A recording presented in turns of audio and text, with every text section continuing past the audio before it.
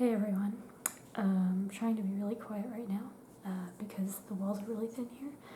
I wasn't really planning on making a vlog when I first got here, but things have taken an interesting turn, so I figured I might as well. I'm not in my accommodations like I thought I would be. I am actually in a quarantine unit. I don't have COVID. At least I'm 99.99% sure that I don't. I will find out hopefully within the next 5 hours. But let me back up a little bit and explain how I got here. So, in case you didn't know, I accepted a teaching position in South Korea, in Seoul, and I arrived in South Korea today, about 3.5 hours ago. And when we land, of course, they want you to fill out all these things about, have you been around anyone with COVID? Are you vaccinated? Have you experienced any symptoms? Yada, yada, yada. All pretty much the same stuff that I had to fill out in order to get my visa, on that note. And one of the questions asks if you have any of the symptoms, and I have a sore throat because it's November. And I pretty much always have a sore throat this time of year because I have drainage. So I marked, yeah, I have a sore throat. Because I do, and I don't want to say that I don't in case it does turn out to be something. But again, I have an explanation for why I have a sore throat and don't have any other symptoms. At least as far as I know, I don't have any other symptoms. No one has told me that I have a fever or anything, but because I marked that I have a sore throat, I was pulled essentially when I was going through customs to go into this other little waiting area, and I had to have my temperature checked. They have a little scanner scanning everyone's temperature as you walk in up to the customs area, or I guess the quarantine self-check area, but then there's like this little partition off to the side, and basically I had to go answer all these questions, and I told the lady, I was like, yeah, I have a sore throat. I'm pretty sure I'm just dehydrated and need to drink some water. And she was like, well, do you want some water right now? And I was like, yeah, sure. And so she brought me a water bottle. But then, because I marked that I had a sore throat, whatever doctor she was in contact with said that I had to get tested here. Of course, I had to get tested within 72 hours before departing the U.S. So I have a negative COVID test from 3 days ago. It's highly unlikely that it's changed, especially because I'm vaccinated. But anyway, so after all of that happened, basically I had to sit around and fill out all of these forms. And anyway, I got put on a bus to take me here. It was kind of interesting being the only person on the bus, but I guess that's what happens when you come in later in the day. So anyway, I'm here now. The room is actually not that bad. I mean, there's like this bed, and it's just, I mean, the gray walls are kind of mind-numbing. It feels a little bit like a psych ward, I guess. You can't open the windows because that'll defeat the negative pressure. This is a negative pressure room. There's actually 2 doors.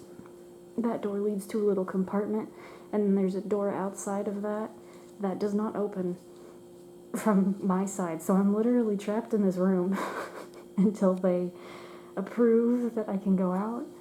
And then there's a bathroom in there, pretty spacious. But yeah.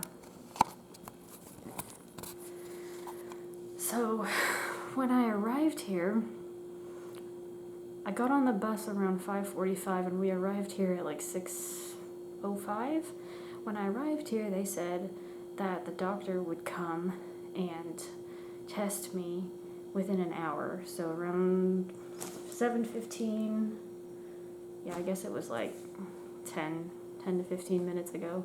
She came in, swabbed me up my nose again, and brought me dinner, which is nice. The meals are free. You have to pay for staying here, but the meals are free. Anyway, and the meal actually wasn't that bad. The dinner was pretty decent. It was pork, I think. Couldn't really tell. Definitely wasn't beef. Didn't taste like chicken. Pretty sure it was pork. And then a fried egg and a bunch of vegetables, which were all too spicy for me, predictably. And of course, rice. So, pretty decent meal. I couldn't eat most of it because I ate pretty much all of the food they offered us on the plane. Because I thought I was going to be going to my accommodations and didn't really want to have to worry about making myself dinner tonight.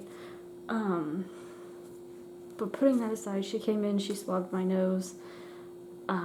Oh, actually, before she came in, there's also this phone over there that they use to communicate with you so that they don't have to keep coming in, potentially, where the plague is, maybe. Someone called me and basically said that my result could be out by midnight. And when I got pulled off to the side, I had to read through all these forms, and one of them said that the results are supposed to take 6 to 8 hours. So, midnight would be less than 5 hours from the time she took my test, and I'm okay with that. But the reason they were telling me that is because if the result comes out at midnight, then my only option to go on to my accommodations from here, if it's negative, which it should be negative, my only option to go on to my accommodations from here is to take a taxi, which I don't really want to do, but I also don't want to be here. So, anyway, I did not get a lot of sleep, or any sleep, I think, the night before my flight. Not to mention the fact that we flew through the day, so this is the first night since the night that I didn't get any sleep. So I'm really tired, and I don't really want to have to leave here in the middle of the night. I would like to just go to sleep, but again, I don't want to stay here. So what I'm probably going to do now is wash my face, brush my teeth. I'm not going to change my clothes. I'm going to wait and see. I'm going to go to bed, and I'm going to see if they call me. Otherwise, if it's indeterminate, if they can't get a positive or negative result, then I have to get tested again, which means I'll be here another 6 to 8 hours, which would mean I get to take a bus in the morning at least, but anyway, I'm going off on tangents now. That's how I ended up in quarantine, isolation, but we'll see where I am by tomorrow morning. Bye, for now. Alright, good. It's not morning. It's not afternoon either. It's noon. It's just about noon. Good noon. Anyway, I am free from the quarantine facility, and I made it to my accommodations. Before I show you guys that, I'll explain what happened last night. Alright, so after I made my little video last night, as I said, I took a shower, or no, I did not take a shower. I brushed my teeth and washed my face and went to bed, and I took a good nap, couple of hours. I woke up in the middle of it, and I was shaking violently, and I thought, oh my gosh, maybe I am sick with something. Probably not. Maybe I'm just cold. No, I'm not that cold. Maybe I have food poisoning. Maybe something I just ate did not agree with me, but no, I determined it was just stress. It was just the fact that I was running on very little sleep, and I was in this situation, and once I figured that out, I was able to calm myself down and stop shaking, but that took about 30 minutes. So then I went back to sleep, and then at about 10:10, I was woken up violently by the phone in the room ringing, and they said that my test had come back and that it was negative and that I would be leaving at 10:40. So in all, I was only there for about 4.5 hours. It wasn't that bad. I got back on a bus with a bunch of other people several of whom also had similarly minimal symptoms stories. There was one guy who had come in from London, and he had been sick 2 weeks ago, and that's why they sent him to quarantine. My pot is boiling, I'll be right back. Just kidding, it's not boiling yet, it just sounds like it. Anyway, so there were like 8 of us on this bus that were discharged after several hours and sent back to the airport, and they took us back to Terminal 1. And basically we just had to have all of our passports checked again just to make sure we were who we appeared to be, and then they sent us all on our way. At that point, I had been told beforehand that there was supposed to be a bus that I could take to get to my accommodations, but at that point it was like 11 o'clock and the bus was no longer running, so I took a taxi. The taxi driver was very nice. He spoke a fair amount of English, and was pointing out all the little convenience stores to me and telling me about the neighborhood. The drive was about an hour, so he kind of talked to me a little bit at the beginning, but I was so tired that we didn't really converse during the ride. And then once we got to my neighborhood, which is Gandong, he was telling me a little bit about the area and about the layout of Seoul.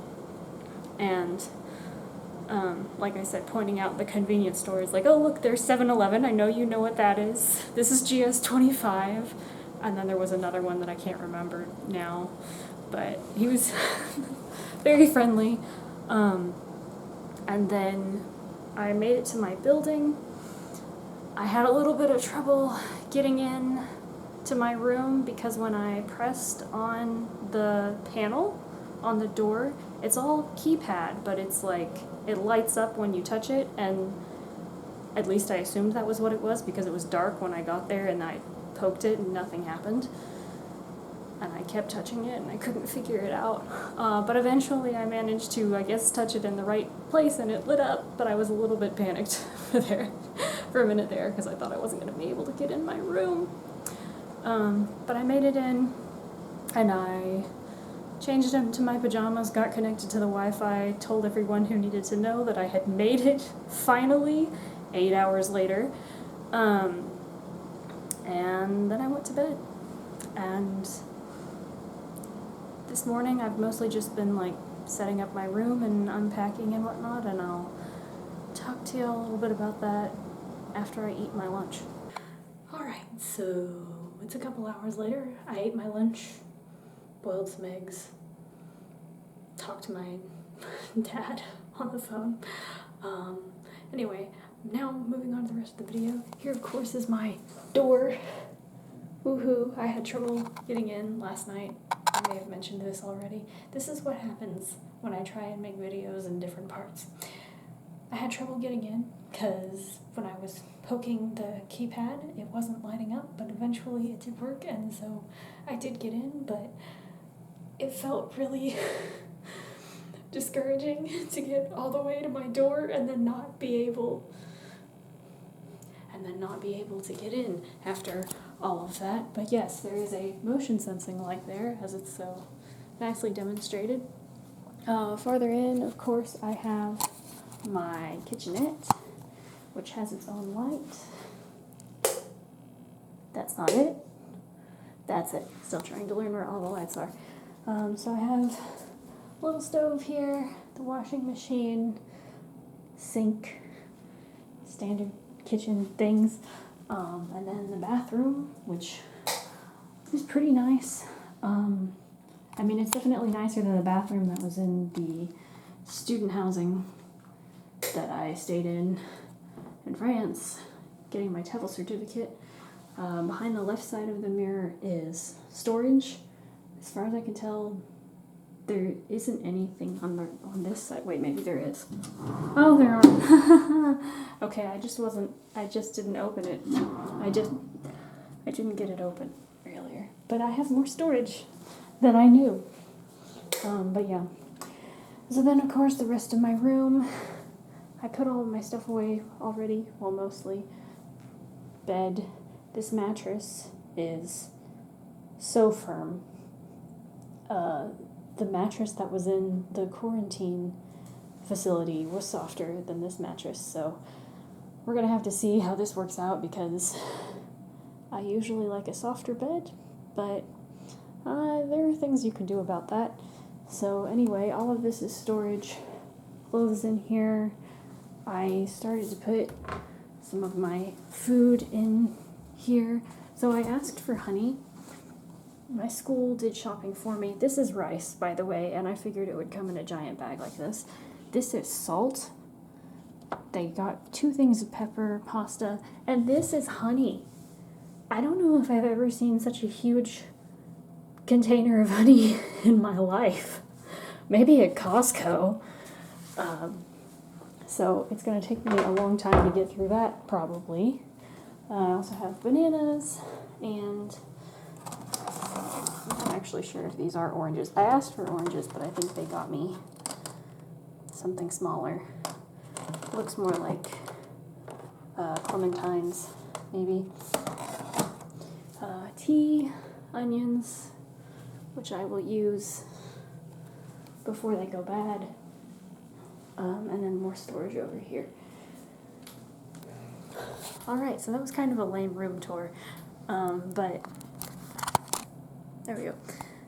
That's about it right now. I need some Tupperware, and I'm trying to figure out where I should get it from. If I should ask someone to buy me some, maybe from Daiso, because a lot of the other stuff they got me came from Daiso, and I know that because that's on this big bag down here on the floor. Not this one. That's what the rice came in, but the other one. So I don't know. Anyway, this is probably going to be the end of this video because I don't really have anything else to add. Maybe once I've had a decent night's rest, then I'll start making a video about actual quarantine. I know I'm supposed to be here for at least 10 days, but I keep being told 10 days or 2 weeks, and I'm not exactly sure what the cutoff date is. I know I have to go and get tested again at the end of it, but that was going to happen either way.